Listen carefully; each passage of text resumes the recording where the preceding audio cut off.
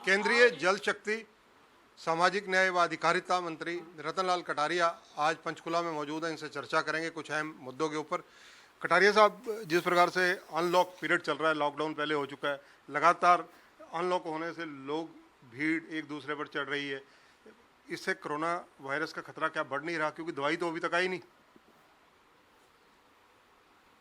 आपने ठीक कहा है कि जैसे जैसे आर्थिक गतिविधियां बढ़ रही हैं और लॉकडाउन के बाद अनलॉक हुआ है, वैसे वैसे ढिलाई भी बढ़ी है। और हम गंभीरता से जो तय किया गया है कि हम मास्क लगाकर रखेंगे, अपने हाथों को बार बार धोएंगे, सोशल डिस्टेंसिंग बनाकर रखेंगे, उसमें कुछ कमी आई है और उसको कुछ लोग लाइटली लेने लगे हैं। तो उसका परिणाम ये है कि कहीं ना कहीं फिर मनुष्य ऐसे व्यक्ति के संपर्क में आ जाता है जो इन्फेक्टेड है और फिर उसको उसकी भारी कीमत अदा करनी पड़ेगी। तो प्रधानमंत्री जी ने कल आह्वान किया है कि जब तक दवाई नहीं तब तक ढिलाई नहीं।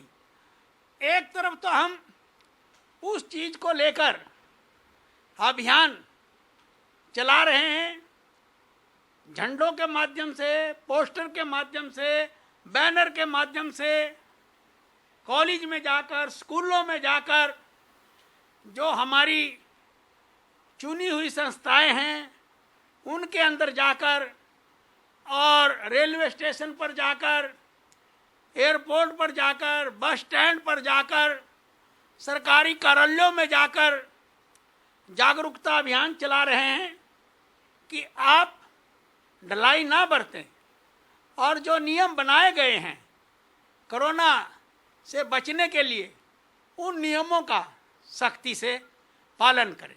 कटारिया साहब, ऐसी भी चर्चाएं हैं कि कोरोना जैसे जैसे ज़्यादा फैलाव ले रहा है, अनलॉक पीरियड बढ़ रहा है, वैसे वैसे टेस्टिंग कम कर दी गई है। नहीं, टेस्टिंग 15 लाख टेस्ट डेली हो रहे हैं और हमने पिछले 4 महीनों में 8 करोड़ कोविड टेस्ट किए हैं। मैं आपको बताना चाहता हूं कि जनवरी में हमारे पास सिर्फ एक कोविड टेस्टिंग लैब थी पूना के अंदर और आज वो 90 हो गई हैं।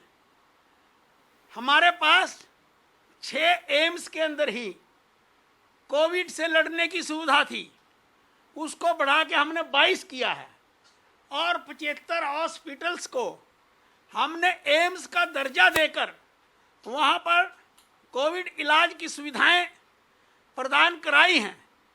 और एक जन जागरण अभियान का आह्वान कल मोदी जी ने किया है और जितने भी मंत्री हैं, मेंबर पार्लियामेंट हैं, एमएलएस हैं, सबको ये हिदायत दी गई है कि वो इन सभी जनता के चेहरों के बीच में जाएं और जो हमारे प्रतिष्ठित लोग भी हैं, जैसे किसी ने पद्मश्री लिया है, अर्जुन अवार्ड लिया है और एकलव्य अवार्ड लिए हैं, और जो रिटायर्ड आईएएस और आईपीएस हैं, सिविल सर्जन हैं और प्रोफेसर हैं, सीए हैं, वकील हैं, हम इन सब लोगों के बीच में जाएं और उनकी सेवाएं लें कि वो भी जनता के बीच में जाकर इस जन आंदोलन में सहयोग करें और लोगों को कोरोना से बचने के लिए जो अभी तक हमारे पास 3-4 उपाय हैं उनका सभी पालन करें। कटारिया साहब, कांग्रेस हो या आम जनता हो, कई जगह से ऐसी आवाज़ें उठ रही हैं विपक्ष के द्वारा विशेषकर कि जो कोरोना पॉजिटिव पेशेंट हैं उनको ना सरकारी हॉस्पिटलों में जगह मिलती है ना प्राइवेट हॉस्पिटलों में एडमिट किया जाता है। देखिए, एक्सेप्शन आर एवरीवेयर, लेकिन सरकार प्रत्येक कोरोना पॉजिटिव का इलाज करने के लिए दृढ़ संकल्पित है और सरकार उस दिशा में बहुत स्ट्रांग कदम उठा रही है। आप जल शक्ति मंत्री भी हैं, गंगा की सफाई का अभियान चला था, यमुना हरियाणा में से निकलती है, उसका क्या कल्याण किया? मैं ये कहना चाहता हूं कि हमने नमामि गंगे की सफाई का अभियान अपने हाथ में लिया और 28,000 करोड़ रुपए की योजनाएं गंगा के जल को शुद्ध बनाने के लिए हमने शुरू की। 319 योजनाएं बनाई, उनमें से 150 से ऊपर पूरी हो चुकी हैं, बाकी पर काम चल रहा है। और अब हम इस दिशा में अंदर भी काम कर रहे हैं कि किसी तरह से आने वाले समय में ऐसे पग उठाए जाएं कि यमुना की निर्मलता को भी बनाए रखने के लिए उसमें ई फ्लो के माध्यम से पानी चलाया जाए। लेकिन आज की तारीख में हथनी कुंड बैराज में इतना पानी उपलब्ध नहीं है, इसलिए हरियाणा सरकार, हिमाचल सरकार और उत्तराखंड की सरकारों से हमारा मंत्रालय बातचीत कर रहा है कि जो भी उन्होंने MOU साइन किए हैं अपने बड़े बड़े डैम बनाने के, वो डैम बनाए जाएं और फिर पर्याप्त मात्रा में हथनी कुंड में पानी आ जाएगा और फिर यमुना के ई फ्लो की दिशा के अंदर भी हम कदम उठाएंगे। कटारिया साहब, आपकी लोकसभा सीट है, यमुनानगर उसका हिस्सा है। यमुना नदी में पानी ना आने का कारण क्या मानते हैं? बारिशें भी है एक कारण तो, लेकिन क्या जो हमारे पड़ोसी राज्य हैं जहाँ से यमुना होकर आती है, इस बार कुछ पानी वहाँ ज़्यादा रोका गया? देखिए, ऐसा है कि पर्याप्त मात्रा में पानी न होने की वजह से सिर्फ 4 महीने के लिए ही यमुना का फ्लो बन पाता है और कभी पानी इतना आता है 8 लाख क्यूसिक तक के बाढ़ आ जाती है और कभी पानी बिल्कुल भी नहीं आता। इस बार यमुनानगर हथनी कुंड बैराज पर 4 से 6 फीट पानी भी नहीं है। हाँ, नहीं, हमारे जो हम 123 डैम देख रहे हैं मंत्रालय की ओर से, तो सारे लगभग भरे पड़े हैं। आपने ये मेरे संज्ञान में लाया है। मैं अभी 3 महीने पहले ही हथनी कुंड गया था और जो यमुना में प्रदूषण बढ़ाते हैं, जिन शहरों से गंदा कचरा निकलता है, उनका मैं निरीक्षण करने के लिए गया था और उसके लिए मैंने एक रिपोर्ट बनाकर भी अपने मंत्रालय को दी थी। तीन कानून बने कृषि को लेकर, उनको लेकर विपक्ष तो हो हल्ला कर ही रहा है। आप जिस लोकसभा से आते हैं, अम्बाला सिटी आती है, उसमें असीम गोयल हैं विधायक, उन्होंने विधानसभा के बाहर धरना ही लगा दिया अपनी सरकार के खिलाफ। सरकार के खिलाफ उन्होंने धरना नहीं लगाया। मैंने उनको बुलाया था, परसों रात ही मेरे पास आए थे और नायब सैनी मेंबर पार्लियामेंट भी यहीं मेरे पास ही बैठे थे। तो मैंने उनसे जानकारी ली भी ऐसा क्यों हुआ। तो उन्होंने कहा ना मैं सरकार से नाराज हूँ, ना मैं CM साहब से नाराज हूँ। पर CM साहब ने तो खुला स्टैंड लिया इस मामले में। मुझे तो एक ऑफिसर से थोड़ा शिकायत है, PK दास से, और वो धांधली कर रहा है इस मामले में। तो हमने असीम को यही बताया कि सत्तारूढ़ दल का एक सिस्टम होता है, आप उसे अपनाइए और जो भी आपकी बात है वो आदरणीय मुख्यमंत्री जी के ध्यान में लाइए।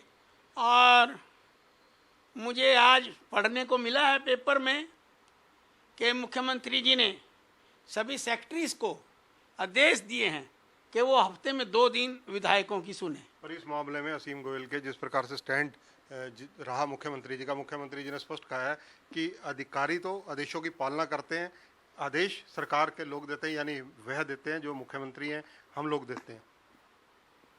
देखिए, ऐसा है, असीम भी यंग टर्क है, अभी घर का मामला है, मैंने बुला के उसको थोड़ा समझाया है और मेरा ख्याल शायद अब आगे ऐसी बात नहीं हो।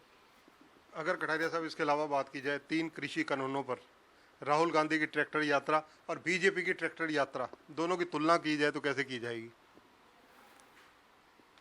देखिए, भारतीय जनता पार्टी भी ट्रैक्टर यात्रा निकाल रही है। ये जो इन्होंने भ्रामक प्रचार किया है थूको और भागो वाला, उसको काउंटर करने के लिए, किसानों को समझाने के लिए हमारे भी कुछ लोग यात्रा का सहारा ले रहे हैं।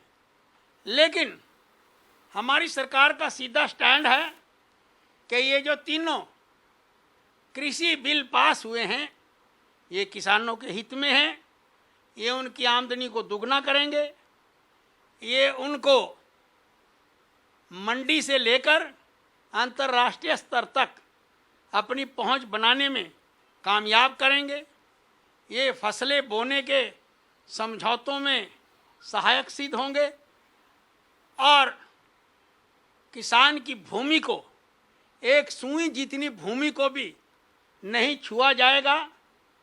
और अगर कॉन्ट्रैक्ट फार्मिंग में भी कहीं उल्लंघना होती है तो उसका भी संज्ञान लेकर दंडात्मक कार्रवाई किसानों का नुकसान करने वालों के खिलाफ लिया जाएगा।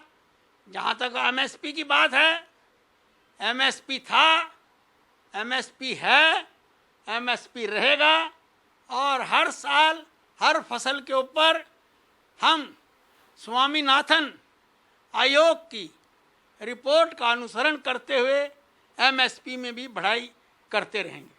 कटारिया साहब, आखिरी सवाल कि क्या कोरोना का जो मुद्दा चल रहा है, अनलॉक का पीरियड चल रहा है, प्रधानमंत्री जी ने अपील की है, क्या अब सरकार सख्ती करेगी इस मामले में जो लोग पालना नहीं करेंगे कानूनों की?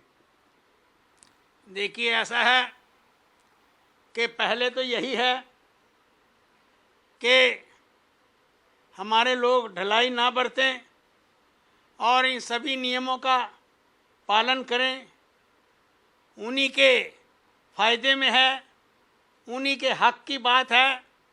लेकिन ये वायरस जिस तरह से वायरस फैल रहा है उस पर कंट्रोल करने के लिए अगर आवश्यकता पड़ी तो जिस प्रकार से पहले भी कोई जुर्माने इत्यादि का प्रावधान किया गया है, आगे भी उसके बारे में सोचा जा सकता है। तो ये हैं रतनलाल कटारिया, केंद्रीय मंत्री हैं, बेबाक बात करने के लिए इनकी पहचान है। रतनलाल कटारिया का कहना है कि जो कानूनों की पालना नहीं करेगा कोरोना के दौरान, तो कानून बने हुए हैं, नियमानुसार जुर्माने भी होंगे और सख्ती भी होगी, कार्रवाई भी होगी।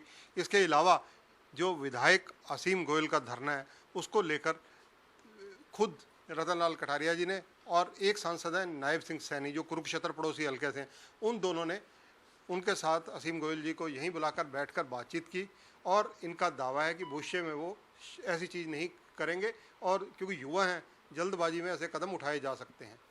कैमरामैन सुनील के साथ चंद्रशेखर धरनी, पंजाब केसरी टीवी, चंडीगढ़।